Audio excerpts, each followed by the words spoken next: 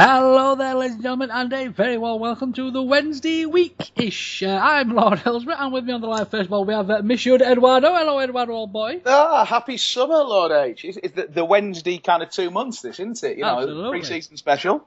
And, of course, Monsieur Fudge. How are you, old boy? All right, chaps, how's it going? How's the weather working out for you up there? From what I gather up in Sheffield, it's a lot hotter than what I've got down here for various reasons, no? That was just the fire that broke out in Attercliffe, to be fair. Been various rumours in the Bramall Lane side of Sheffield are trying to get rid of a few seats they don't need anymore.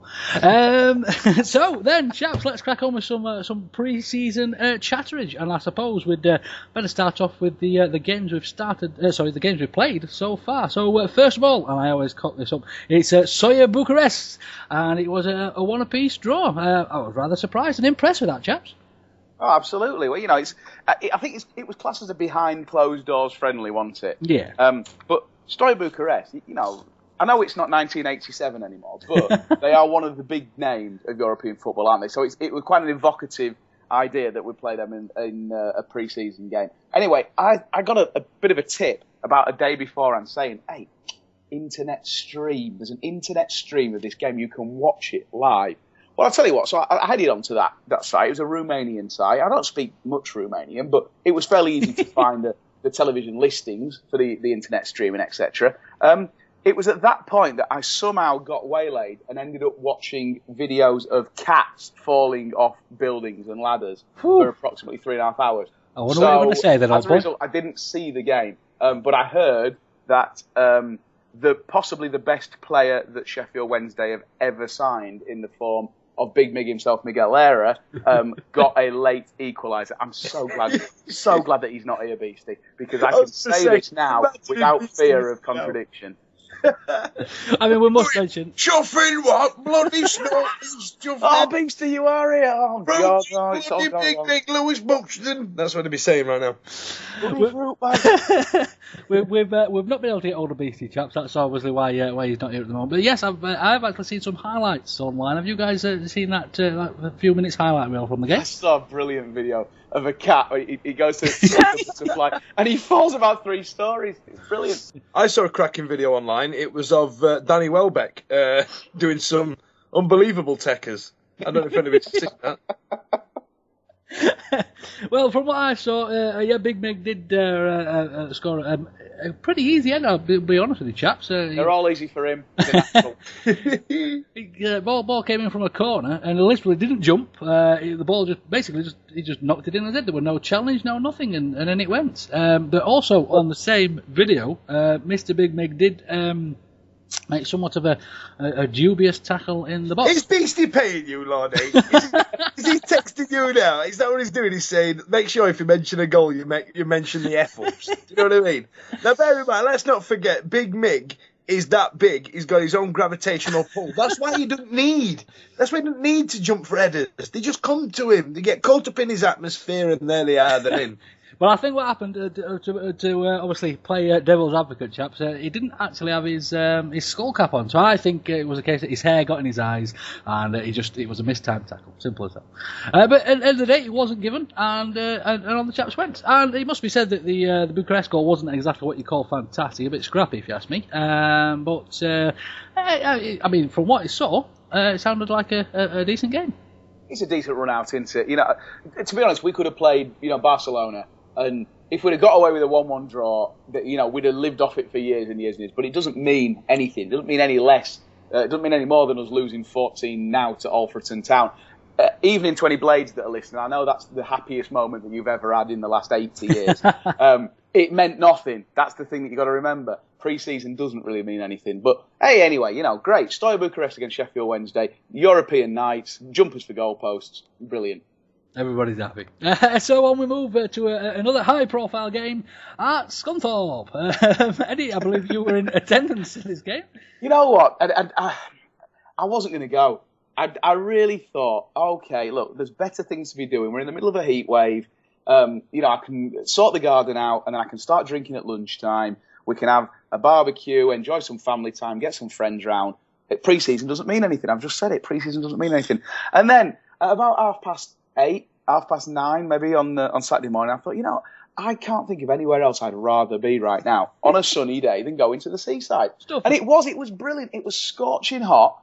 We turned up, and you know how easy it is to get to Scunny. You basically just, as soon as you dumped off the end of the motorway, you're there. The ground's there. We just pulled up at Frankie and Benny's, and then I proceeded to drink and eat pizza for the next 2.5 hours, which was fantastic. And then it got a 5-minute roll into the ground, and there were 2,000 Wednesdayites there. Absolutely fantastic. So yeah, it was a good day. In fact, to be honest, don't ask me too much about the game because number one, I'd had a couple of glasses of the old Vino Italiano at that point.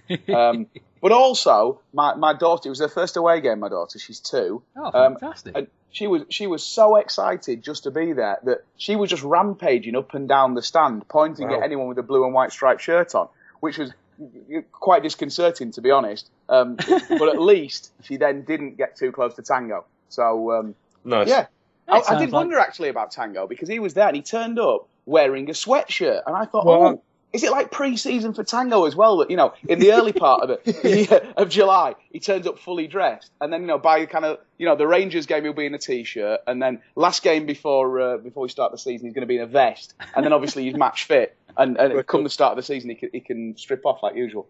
I'm rambling. I'm very aware that I'm rambling. I tell you what, Ed, I like the way you've started small with your daughter there. Do you know what I mean? I love that she's excited about going to Scunthorpe. So when you take her away to various other grounds, that's going to blow her mind. She's going to love it. She's already, I think, she doesn't speak a lot, but I'm pretty sure she was already singing "We're Bigger Than You." We're bigger than you at one point. Sure.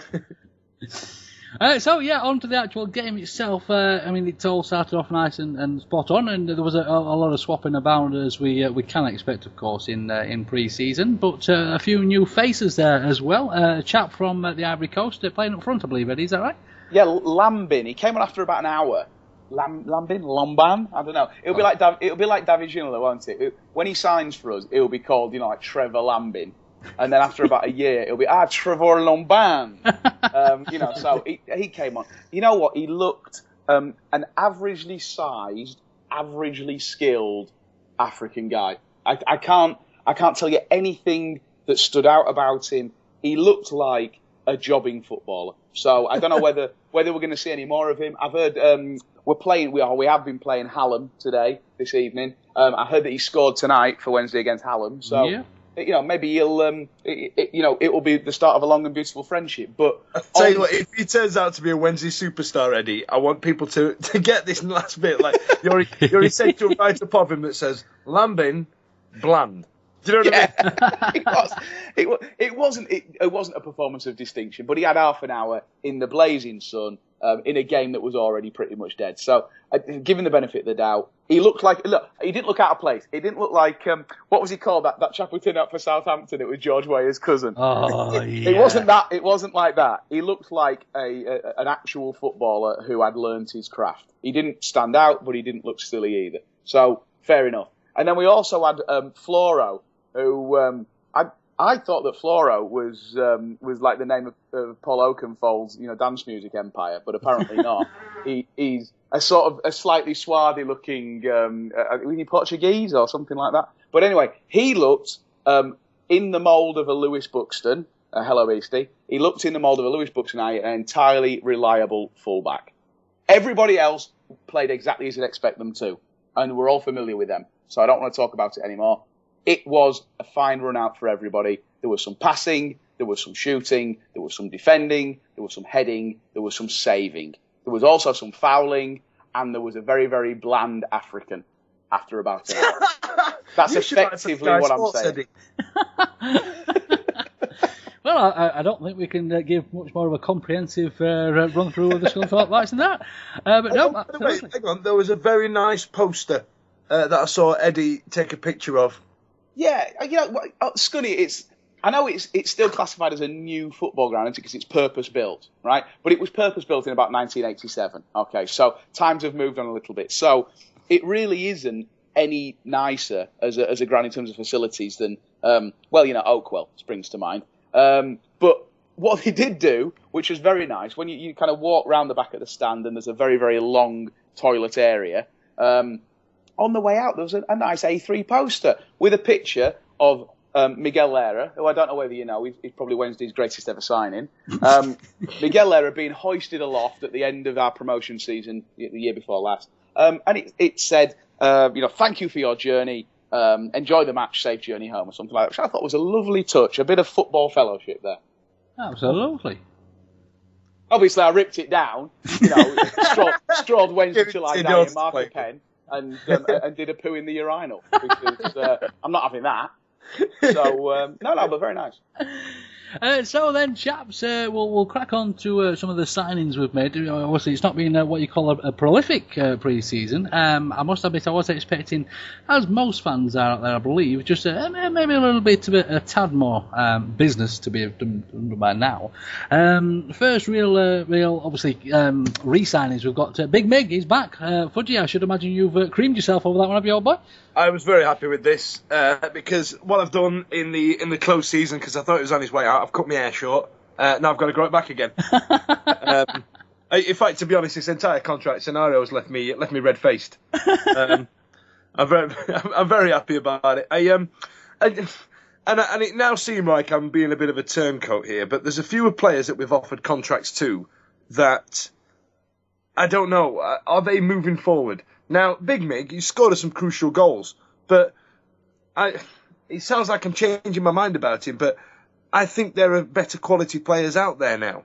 Does that make sense? Now, absolutely. A lot of our fans are well. If you go on Owls Talk, I mean, I try not to go on there. It winds me up, and a lot of them are whinging about not making any signings and stuff like this. But bear in mind, because we had the 23-man squad rule come in for any Premier League clubs, that they have to name by their last week in, I think it's the end of this month, to name their 23-man squad. A lot of Championship teams will be waiting for those squads to be named, and then we can pick off us in the Championships can pick off the offcuts. Do you know what I mean? Yeah, absolutely. That's how, for example, Cardiff City got Craig Bellamy, because he didn't fit into their 23-man squad at Man City. So, lack of activity I'm not so much worried about, because it's not as if everybody else in the world is signing players around us as well. I don't believe we've missed out on any big names. I think if there was one that I'd like to have seen, it might have been Wayne Bridge, but he's already been on loan at Brighton, so he's gone there full time. Big surprise. Yeah, it's not a huge one, that one, is it? And let's be honest, we're talking about where we need to strengthen. Then Wayne Bridge is an answer to a question that we don't have. Yes. We've got cover in his position. We've got strength in depth there. Yes, we have. So, I mean, I'm happy Big Mig's still there. I'm happy that we were showing this loyalty to the players, because we spoke about before that Dave Jones isn't. He's got no sentimentality at all, and sometimes that's refreshing. Do you know what I mean? Absolutely. So, if somebody's not pulling the weight, cock on. So, but at the same time, isn't it nice the prospect of leafing through that match day programme and seeing. Seeing when they have the players with their total SWFC appearances and goals, wouldn't it be nice to actually see a few in treble figures? It's been a long time, hasn't it? It's been Jermaine Johnson and nobody else for forever. So I think it's nice that we're sticking with those players. And I take your point that obviously that's wages, that's salary that we aren't going to be able to bring to bear on other players that are becoming available. But I think one of the key things that we had to do in this off-season was make sure that, as an absolute minimum, we started this season as strong in terms of squad as we finished the last season. And like it or not, and I don't think necessarily that Prutton and Coke and Lera and even JJ are the answer. They're not pushing us forward, but they're certainly meaning that we start the season with a side that understands Dave Jones, understands the tactics, that understands how to play in front of the Hillsborough crowd, and it's a good basis to then drive forward. Because let's not forget, second half of last season, we were one of the best teams in this league, and it's undeniable. We might not have been so inspiring at times, and we might have ended up in a last day relegation fight, but over the second half of the season, with that settled side that we had, we were a blooming good Championship side. I wouldn't even say it was second half. I'd say it was 1/5. I think the last 8-9 weeks we romped home, and that was with a lot of the players that we've now still got signed on. Yeah, look at it. We're an Olifanjana and a litre away from being, our strongest side of last season, aren't we? Yes. Have we got any news on Olafinjana's contract status? Apparently, That's a report. I've heard some rumours he's gone out to Norway, I believe. Oh, that's distinctly underwhelming. Absolutely. And I mean, I must admit, I was quite impressed with the chap last season. He wasn't exactly what you call a bling player, but he did the job.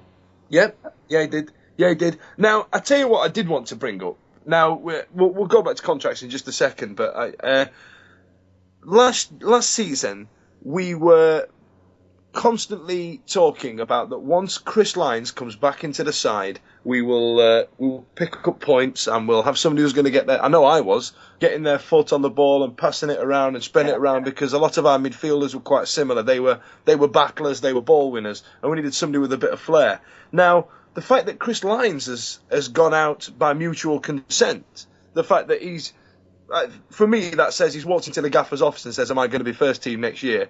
I can't guarantee you that. All right, I'll jog on." That for me is essentially how the conversation's gone. I find that not an odd one, but I think there's more to it. I don't know about bringing up a conspiracy such about it. I mean, when we saw Chris, don't get me wrong, I'm a big fan, but when we saw him after he did come back last season, he wasn't the talisman that we built him into. No, it's not just that. I mean, it was the first time we'd really seen him step up to that level as well. We'd not seen it before that. Obviously, had a massive break, which is going to sort of cause a few problems. It's a difficult thing to catch up, especially when you moved up in a league at the same time as well. So maybe if Miss Lyons had been with us from the very, very start of last season, it would have been a different story. But I just think he was that bit of a step behind, and I'm a massive Chris Lyons fan. Obviously from our wonderful pull down chance, but we'll come to that a little bit later. No, I really don't think he's just quite there yet, chaps. I don't think that this league is for him at the moment. I think, to be honest, he suffered because he wasn't in a position to come in and give a good account of himself. Yes. At the same time that we were really struggling in central midfield. Once Dave Jones had kind of exhausted the McCabe and Corrie and Danny Mayer, and none of them had really made the spot their own. And then Giles Coke and David Prutz came back in, and although they didn't set the world on fire, they proved to be a real safe pair of hands, which comes from being an experienced pro at the end of the day. I'm as happy as anyone that they were offered new contracts, and I'm as happy as anyone that they've signed those new contracts. So hang on. You've just alluded to the two players I was going to bring up there, Ed. Prutton especially, and Giles Coke. Do you believe that they're not surplus then? Do you believe that they've got a future at this club? Well, especially in the case of Prutton, to see out his career. I think, as always, there's a pecking order here, isn't there? Those two lads finished the season fairly strongly. Now, does that mean that they are that Dave Jones isn't looking to improve that position? No. I would suggest that Dave Jones is sitting in bed at night with his pyjamas on, his Everton pyjamas, and he's looking at the team and he's thinking, you know what? I've got X amount of budget from Mr. Mandarich. I'm not going to spend any of it on defence. Yeah, because I think he's quite happy with the strength that we've got in defence and the depth that we've got in defence. I think that's absolutely fine. It's the right decision. Probably where he's looking at spending his money is in the midfield. Now, for probably not an awful lot of investment, he's been able to tie up two lads that he knows will be a safe pair of hands at the right level in this division, in Coke and Prutton.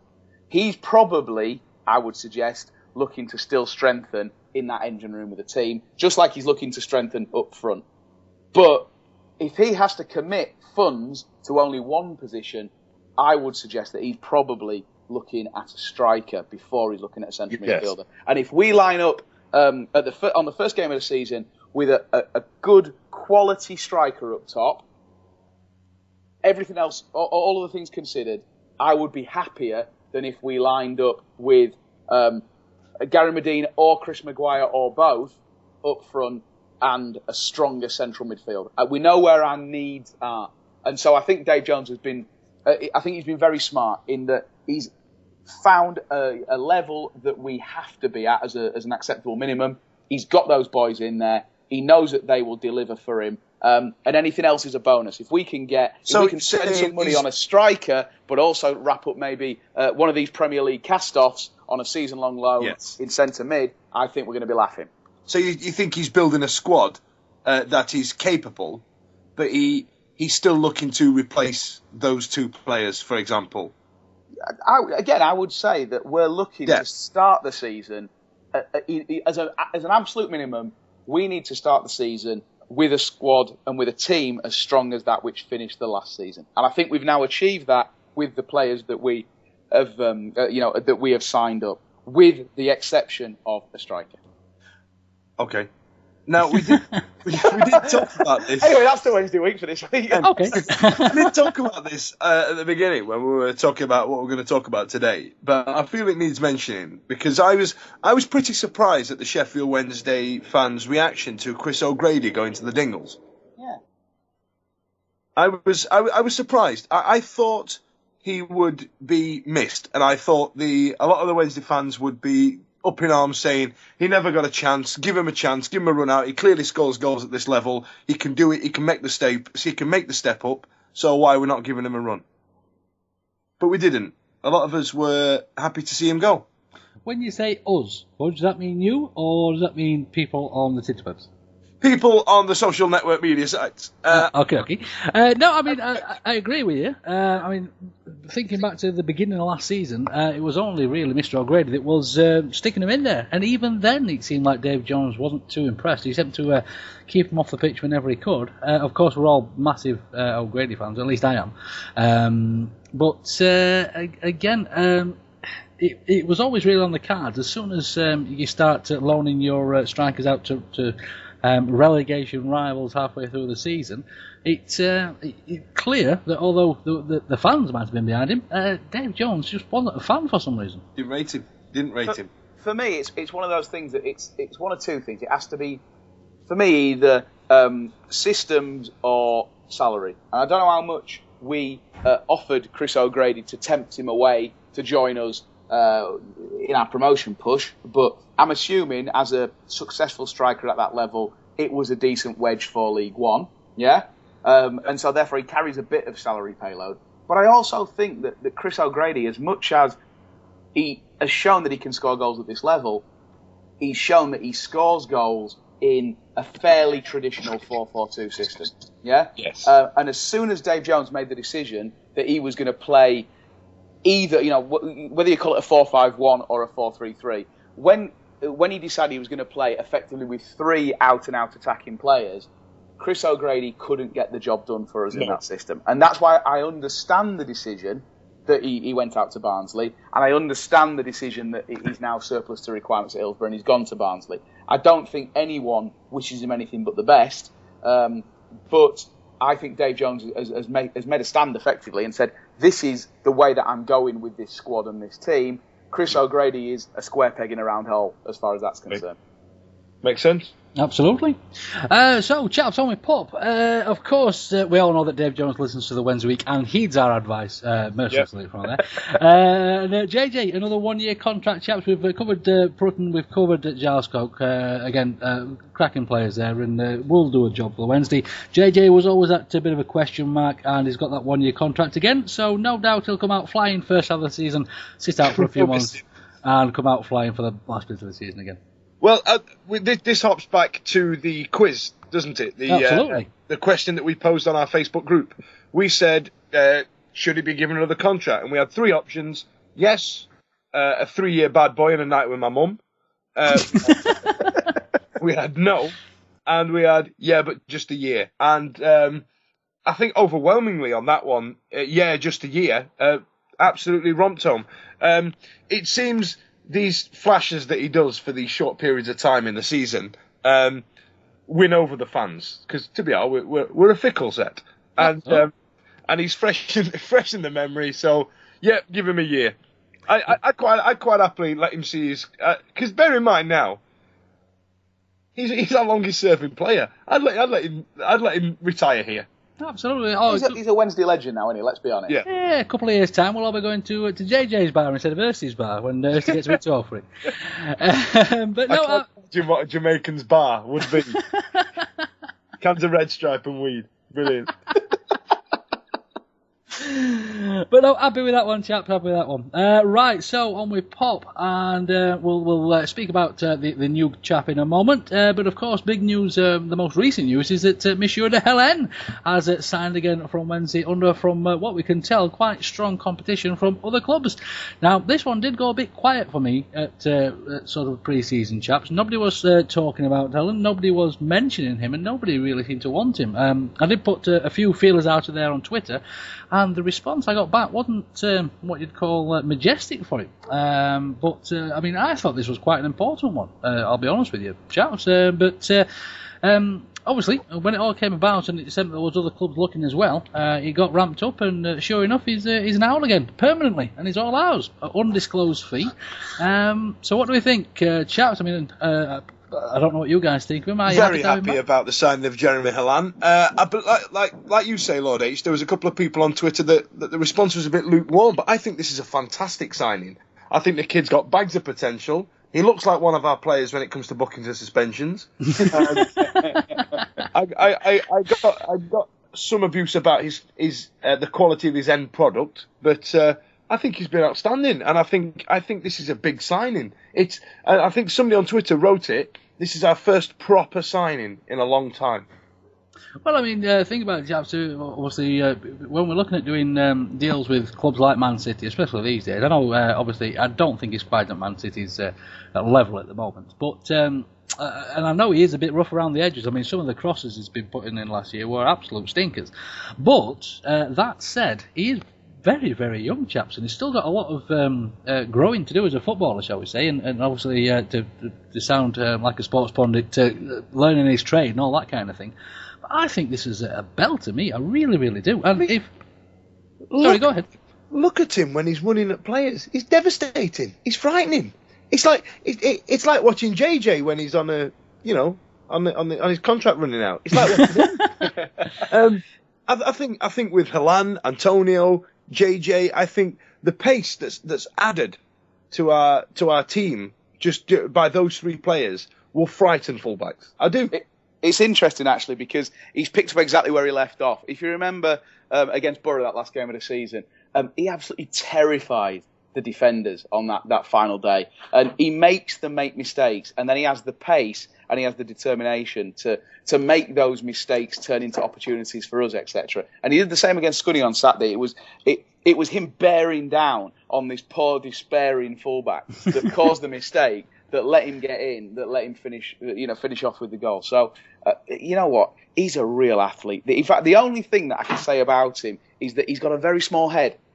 And I find it hard to trust a man with a head that small, relevant to the size of his body. But he's absolutely, he's a piece of work. He's an athlete. There's a reason why City have nurtured him through their system, because he has all the raw ingredients to be a real top player. And you know what? More importantly than that as well, especially with that, as Fudge alluded to, injury and booking and disciplinary record, we need players who can step in and cover for multiple positions. And to be honest, the quality that he has, we've seen him in both positions, whether it be fullback or winger, but he can probably do a job across 7 or 8 of the positions on the pitch. Absolutely. And to be honest, I quite fancy seeing him in goal. Well, all right then. No, you can't trust anybody in goal with a head as small as that, old boy. I mean, look at the size of Kevin Pressman's head and look where he's turned out to be. Right then, so, chaps, yes, we're all happy about Monsieur de Helen, as long as he's not sorting out his mortgage for us. On we crack then to the only real incoming signing we've had so far, chaps, and that's Monsieur de Jacques Maghomer. And all in all, it looks like, on paper at least, an absolutely cracking signing. On Twitter at least. Absolutely. He's already more entertaining on Twitter than most of our team have been in their entire history. Well, he started off at Tottenham in the youth system there, and he never actually played a full game for the full squad there at Tottenham.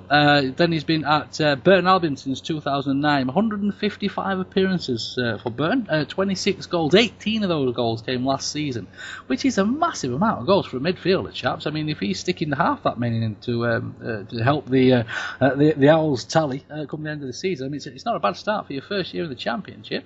All in all, it looks like a decent decent player. I must admit, chaps, while you guys have been sunning yourself and enjoying the pre-season, I've been down there in Lumps working hard, and I've managed to get an exclusive interview with Mr. Mike Homer. I did it over Twitter, and I shall read this out for you now. So I've started off with a question. Are you enjoying being an owl so far, old boy? And the in-depth answer was, yeah, ledge. Then insightful. Stay tuned, folks. This is gonna get meaty. Absolutely. So I proceeded to say, well, you just wait till your first game at Hillsborough's White. There's nothing quite like it. Absolutely massive. All the best. And he said, yeah, cheers, pal. And that's it. That's my in-depth. There you are, folks. It's a Wednesday week exclusive. Stay tuned for more player interviews throughout the season. But no, I mean, like you say on Twitter, he seems like a jovial chap. He seems to be getting involved. I'm sure you guys saw the interview that he made when he first came in. There was maybe one or two too many references to the Massive. You can never have too many. I don't know. Have you seen it, old boy? Yeah, I have, and I think he was absolutely right. To be honest, I think if you can come in there and on day one your tongue is so far in your cheek that no one can ever take anything you say seriously, it's going to be fantastic. Because even when he then, has a disappointing game and he goes on a ridiculous crusade on Twitter against fans that are having a go at him, he just better turn and go, "Oh, come on, just kidding, just having a bit of a laugh. It's all bants, isn't it? Just bare bants." But no, I advise any Wednesday fans to go over there, get him over there on Twitter. That's at JMags19 over there on Twitter, and yeah, he's absolutely. But I'm excited about this one, boys. Are you, chaps? Yes, I am. Yes, because he seems to top a lot of lists. I've done a bit of homework looking at available players and stuff like that. Look at me. I do like a list.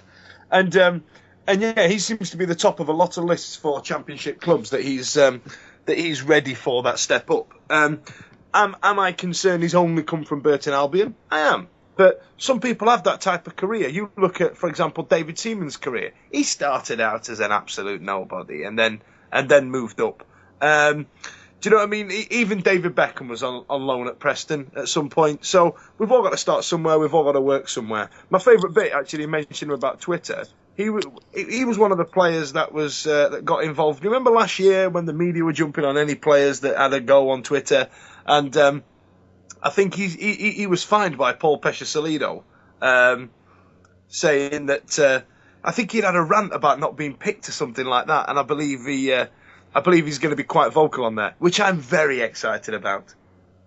Oh yeah, I like anything that throws a bit of a cat into the pigeons, and Lord knows I've been watching cats jumping into pigeons on YouTube. Yeah, I know Dave Jones, and he said it at Wednesday night's excellent Hursty's bar towards the end of the season. Plug.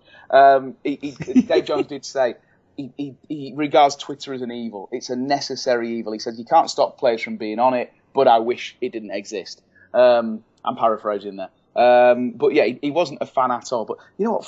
For a fan, it's fantastic to have the likes of Giles Cope, the likes of Magoma, even the likes of Gary Medine, because you get a bit more of your players. You want to know what they're like, even if it's all self-aggrandizing rubbish. At least you can laugh at them. And so yeah, that's what I want. It's a new generation of players. I don't want players who are completely professional at all times and give you really stock answers that don't actually give you any insight whatsoever. What you really want to know is what's going on inside their head. And if they're slightly unhinged, then so much the better. Oh, we've got plenty of them, haven't we? Eddie, I completely agree with you actually there on that one. As daft as it sounds, Gary Medine has had by his standards that he set himself, a poor season. And since the photos he's uploaded, the conversations he has, I'm genuinely really starting to dislike this bloke. Yeah, absolutely. Couldn't agree more. I mean, he goes, it's nice to be back home with the family. And he uploaded a photo of him with an uncle or his dad or a family member. And I thought, Jesus, he looked like Lenny McLean, this fella. And you think, Christ, this is the background he's come from. And all of a sudden now he's got this money and he's got this furore around him. And he's not acting in a responsible way with it because of I want to say humble beginnings he's come back from, but even that is is a slur on the word humble. If you guys pop over to Twitter right now, Medina's just posted a photo. So this will have been around about 10 to 10 in the evening. He's posted a photo. And it just says, the boys after playing golf. And there's a nice team shot of all the chaps out there in Portugal playing golf. All wearing Has he got William? No, it's without. All wearing the nice black training kits, all apart from Mr. Medine, who's got a blue one on. And he does seem the type of chap that sort of his bedroom's upside down, he's all in the mess, he can't find his black kit, so he's put his blue one on. He has to be the odd one out, and there's nobody there to look after him. It just looks odd. That is in itself still the most socially acceptable and nicest photo that Medina's put on there, because there's no wannabe pastry models getting their tits out. There's no golf cart upside down on fire behind him. Basically, everything's absolutely fine. That looks like kind of happy, functional humanity happening at Sheffield Wednesday. So I'm actually quite enthused about that. And I know I've just gone on a rant about players being boring, but I'm quite happy to see Jermaine Johnson wearing a pair of white Puma socks that are pulled up so tight they actually cover his shins. It's a beautiful thing. I've got that. Who's A. Davis 40? Who's Adam Davis? Is he one of our players? Not a clue. Let's have a look. This is interactive. This right now. We're finding out exactly. He's got no bio. He's got no location, but he's got 3,000 followers. Yeah, must be. I'll Google him. You guys amuse yourselves. He's probably. Is he a physio, fitness coach, something like that? I'm just doing it now. Adam Davis. I'm going to put footballer. I'm going to go out on a punt. I'm going to go out on a punt here. That's right, ladies and gents. This is the Wednesday week. Your inside look into the Sheffield Wednesday and everything that we know about them. Not a great deal, unfortunately. Sheffield Wednesday. This is an article dated 23rd of October 2012. Sheffield Wednesday bringing goalkeeper Adam Davis. It was the young kid we got from Everton. Of course it was. Yes, absolutely. Sorry, Adam, if you're listening, we love you are. All players, of course, and we value your contribution to the team and the squad so far. And good luck for the new season. Thanks, Davo. Super Davo. So then, chaps, one last very important signing in my book, and this is Mr. Stuart Gray, first team coach, and he's staying with us. It was all a bit up in the air, but if you remember last season, chaps, which I'm sure you do, it wasn't that long ago, when Mr. Gray came in, that's sort of in line with the bit of a turnaround that the Wednesdays took at that time as well, and really started to get the foot on the ball and work this league properly. And to me, chaps, this is as, if not more important than the actual signing of the players. This is a massive, massive boost for us, Ollie.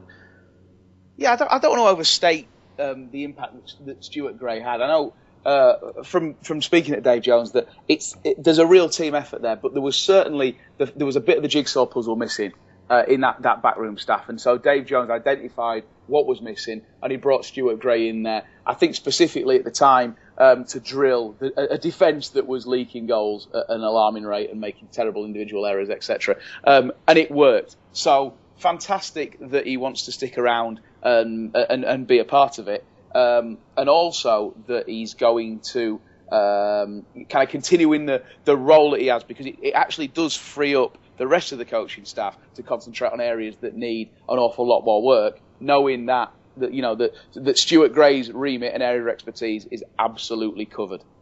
So yeah, it's 2 thumbs up for that.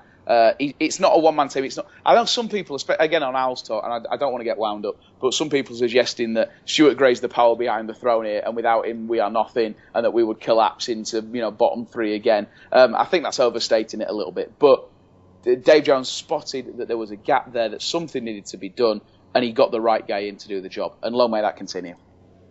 Jolly good. Right then, chaps, we'll crack on a bit more Wednesday news. Owls in the Park. Unfortunately, I managed to utterly miss this event because I was out loading. But following the chaps and chapettes over there on Twitter, it looked like a belting day. Yeah, it was a lovely, happy, sunny day. Just like last year, to be honest, if not even bigger and better. You know what? There are a lot of people that'll be listening to this that'll have gone themselves, they'll have enjoyed themselves, and it was a fantastic day, etc. But what it really shows for me is how Sheffield Wednesday are positioning themselves in the community nowadays. That we are more than just a football club that has a big ground surrounded by houses that plays 23 matches a season, etc.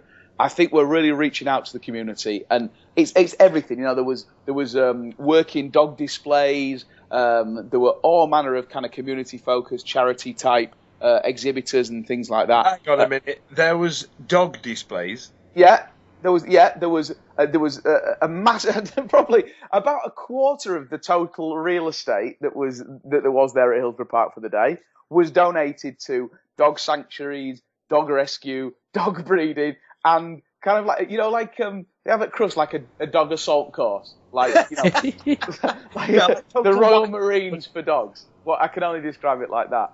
I don't know whether people were bringing their own dogs and putting them through their paces, but there was a lot. Let's just say there was a canine bent to one of. Well, to be fair, Ed, with you now being a cat man, I bet it wasn't for you, was it? It was uncomfortable for me, to be honest, because I'm still smart. And remember that film Cats vs. Dogs? And the cats were portrayed as evil. Well, I think cats are misunderstood. But if you'd have tried to have a cat exercise area at Owls in the Park, it would have been carnage. Number one, it was right next to the Birds of Prey exhibit, and the cats against the owls would have just been ridiculous.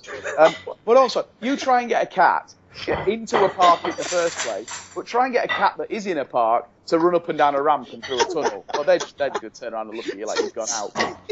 So yeah. For more people doing the washing up and cat talk on the Wednesday week.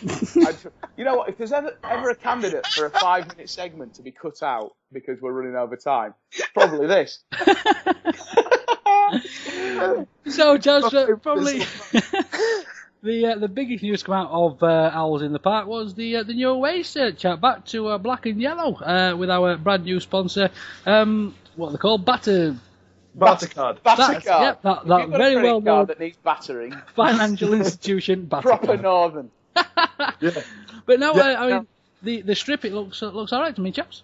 It looks smart. I like it. I'm a fan of it. Now I'm a big kit freak. I've got all of my kits I've ever had. I've got them from late 80s, and I like the kit. Hang on a minute. I've got all of the kits that I've ever had.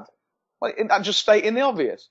Of course you've got the kits that you've had. No, but sometimes they go missing, and I had to buy one back because I let my ex-girlfriend wear it, and then we broke up, and that was I had to buy it again. You had to buy it back from your ex-girlfriend? No, that'd have been weird. So I had to buy it from eBay somewhere, or an old kit. Do you know what I mean? If anybody's got the 1980 shirt, I'll quite happily buy it off you. But that's by the by. I'm a big fan of the little details on kits and stuff like that. And like, for example, I thought the kit we got promoted in was a thing of beauty. I was a big fan of it. I liked the big, ridiculous collar. I thought the sponsor looked very smart on the front of it. It was the Volkswagen Guilders logo at the time, and I thought it was one of the best kits we had. I loved the way it fit. I loved the way it was cut. Last year's, it was a good kit, but I thought it was ruined by the sponsor. It meant like a bit of a Tesco bag. This one is very smart. I genuinely like this kit.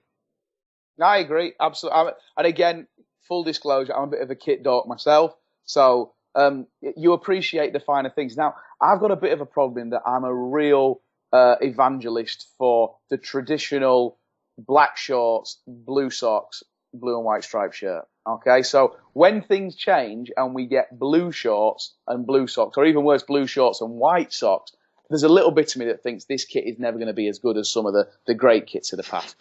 But having said that, I think in away kit terms, I think we do all right. And I know we basically keep going back to that. You know, that we've got two basic away kits, which are black and yellow and blue. And we'll do those 2 out of every three seasons, and throw something a bit weird into the mix, like a grey kit or a green shirt, kit, for example. Yeah, exactly. And they're fine. Then some of them become classics, but generally our away kits are kind of one of two, and this one is a really nice example of the Black Wednesday kit. But of course, it means that we are going to have blue shorts and blue socks. Ooh. I'm a fan of blue shorts, chaps. I'm not into the black, I'll be honest with you, chaps. I always think it makes us look a bit the other club of Sheffield. And even better, this may not be popular, but I'm a fan of the white short as well. Oh, it's controversial, Lord H. Controversial. You want to talk about controversial, old boy? I believe that it was you on Twitter the other day saying that you'd like to see something without stripes for the home shirt. I would. No, that's just rubbish. I'm not having that. Blue shorts I can live with. Even white shorts is fine. I don't mind that. But those right. And I'm showing my age here. I'm showing that I'm very specifically aged, right? Okay. I know, yeah. I put the music in exactly. But when I was a lad, right, Wednesday were back on the up and up, right, and they were back on the up and up almost entirely, according to my dad, because they'd finally ditched that stupid Ipswich kit that we'd had throughout most of the 70s. Yeah? Right. And that has lived with me forever. So if we ever go back to a blue body and white sleeves, just because we happen to wear it from sort of 66, was it, till 75 or something like that, then no, rubbish. We wear striped shirts. That unlucky kit that saw us down in the 3rd division, we should never ever pull that shirt on again. And I even don't like the fact that people still buy those retro shirts with the top.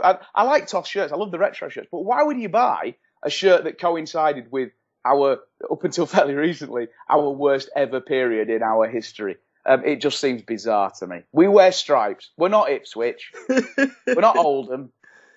I just like a change. I thought the 1995 shirt, the one with now you're just being controversial. I thought it was the league shirt. I thought it was different. I thought it was away from the same old tripe. It's just blue and white stripes. And I tell you what, if we do have to have stripes, I like the thick, chunky ones. And I agree with that. Definitely fat stripes. I think the as it sounds, the Chupa Chups one that we all hated. That was one of the nicest shirts we'd had in a while. However, ruined by the sponsor. Absolutely. And if you look at that kit now, that's an absolute classic and really well made as well. Really excellent details. Like there was a slight wiggle in the stripe, in the weaving of the stripe. Yes. It was a beautiful thing. And the yellow trim. And listen to us geeking off. I know. And I'm going to go into a whole. I could do a 1-hour lecture on why those late 80s, early 90s shirts with all the sort of shadow printing and weird textures and stuff. They're actually brilliant. There's a reason why they were so popular. And okay, yeah.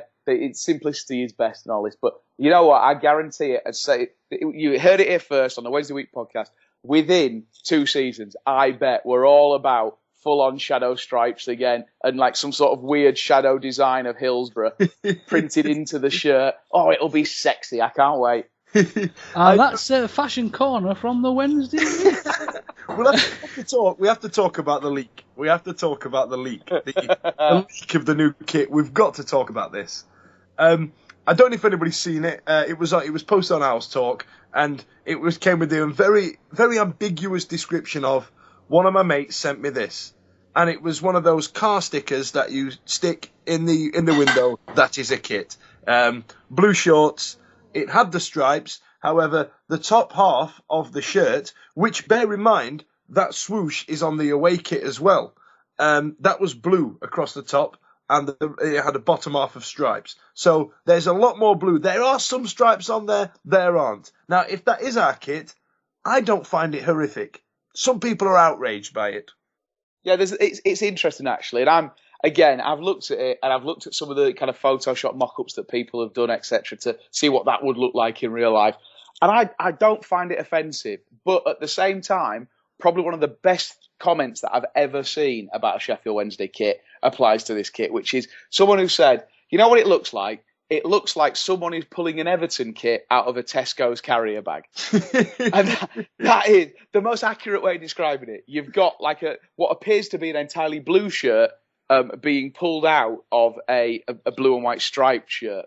You know what? I think it's going to look fine. We haven't had anything a bit weird in a few years. So no. I reckon we go for it. We'll see what it looks like in the flesh. And we've only got it for 1 season anyway, so who cares? Okay, just finally on kits, finally on fashion kits. The Chupa Chups one aside, worst kit.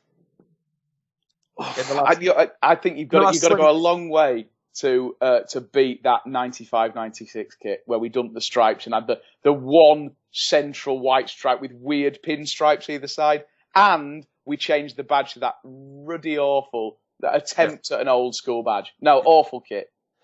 Mine has to be the 2010 The one with the teddy bear, the Pudsey Bear rip-off on the front of it. I hated that kit. It had no shape. The collar was bloody. The V-neck was weird, wasn't it? It was just awful. I hated that shirt. Lord H, you don't wear shirts, do you? It's- Basically, you wear a cravat, and you change your cravat every season. I'm going to be honest, chaps. I wear my Rumbelows Cup home kit for everything. I've got an array of shirts All upstairs. occasions. But it's as simple as that. No matter if I'm going to a fancy function or if I'm off to the beach, it's always that same kit. I tell you what, actually, do you remember the 1999 shirt? I think it was Blue back. Relegated with the blue back. Yeah, I've got that shirt. I pulled it out the other day. I've got Andy Hinchcliffe on the back. What was I smoking that day? Why not? Could be worse. It's the best player I could pick to put on the back of my shirt. Look, to this day, and to be honest, when I bought it a size too small because Puma do that thing where they change the sizes every year for no apparent reason. But I bought it a size too small, so I can't wear it anymore as my advancing years. But I do actually have number 12 Haslam on the back of mine, so I could possibly rival you for worst decision ever made. No, I've got to trump you with this one, Eddie. Best shirt we've ever had was that one from 2011, the one with the collar. Thing of beauty it was, that promotion season kit. I had Bennett number 3 written on the back. Why? I tell you what it was. I saw Julian Bennett play for Nottingham Forest against Yeovil. Last game of the season. I was there for Nottingham Forest promotion party out of League One. I'm going to repeat the question. Why? And Julian Bennett was outstanding. He was amazing. He scored a cracking goal and he was an absolute powerhouse. I was excited when we signed him. Turned out he was gash. That's all I have to say about that. Well, just to obviously get this fashion corner finished that way, I'm not a fan of names on back of shirts, as the two chaps. Obviously, it helps with the players on the pitch, but when it comes to actually having on the back of fan shirts, I'm not a fan. As time moves on, you know what I've got to say now. One thing with that, the very first season that names came onto the back of shirts was the 93-94, and I thought it's an exciting time for me. I was a teenager, and I thought I'm going to do it. I'm going to get my own name on the back of the shirt because I still believe that sometime I was going to get spotted, and so I had number 9, of course, because I was a wannabe striker at the time, and I had Hoyland on the back of my shirt as my surname, Hoyland.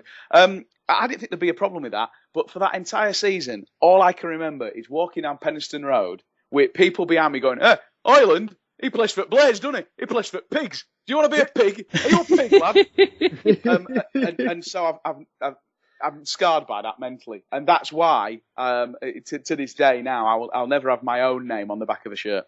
Yes, I had it in the 95 season on the back of that shirt that you're much berating. I had my surname on the back of that, and my surname's Fudge. Do you know what I mean? That's going to cause me some issues.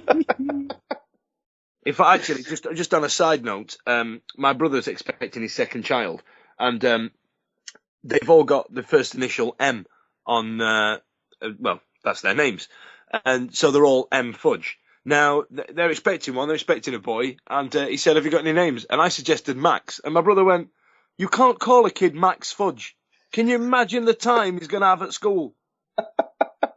Poor chap. Kids are cruel, aren't they? They are. Parents are if they call the kids names like that. Right then, so chaps, I think that just about brings us to the end of this edition of our pre-season Wednesday week. Have you guys got anything that you'd like to add at all? No, I'm all done. I've got to talk about my kits, so I'm fine. One small item from me. If you're listening to this and it's before the 24th of July, which of course is the Rangers friendly, then come along to the Wednesday Night Lounge at Niagara, which is only about 5 minutes stumbling distance from the ground. We've got a marquee outside. There's going to be bands playing. There's going to be pie and peas. There's going to be all manner of kind of pre-season festive fun to get you in the mood for the new season. So come on down, get to wednesdaynight.com for further details, and we look forward to seeing you there. Absolutely. Right then, chaps. So we shall say toodaloo for the evening. Eddie, thank you all for joining us, and we shall see you very soon. Where can people get hold of your boy, other than over there at wednesdaynight.com? Well, of course, I'm on Twitter, as always, at Sausage Arms, Or if you happen to be revving up for the new season and you're coming down to Hillsborough for matches, then I'm either at the Wednesday Night Lounge before the game, or you can find me hoisting the massive Wednesday Night flag in front of the cop before home games. Fantastic. Mr. Yoda Fudge, now, it always surprises me, Mr. Fudge, how many followers you haven't got on Twitter. So I must insist that if you're listening to this right now, get over there and follow Mr. Fudge on Twitter. You're missing out a treat. Fudge, where can people find you over there on Twitter, old boy? You can see my sweary rants on Twitter, @DanFudge, that's there. Or you can also hear mine and Eddie's sideshow podcast that's going to be launched after this one, Kit Corner. Get involved where we'll be talking about stripes, details and sponsors. Of course, ladies, get hold of me over there on Twitter @LordHelps. That's L0RD_H. And of course, you can follow the podcast over there on Twitter as well. That's @TWWcast. And of course, you can follow our nonsense over there as well. So then, chaps, let's have a big goodbye and a hurrah for the chaps out in Portugal. Hurrah! Or ole or something. Bye, hola. Thank you very much for joining us, ladies and gents, and we shall see you very soon.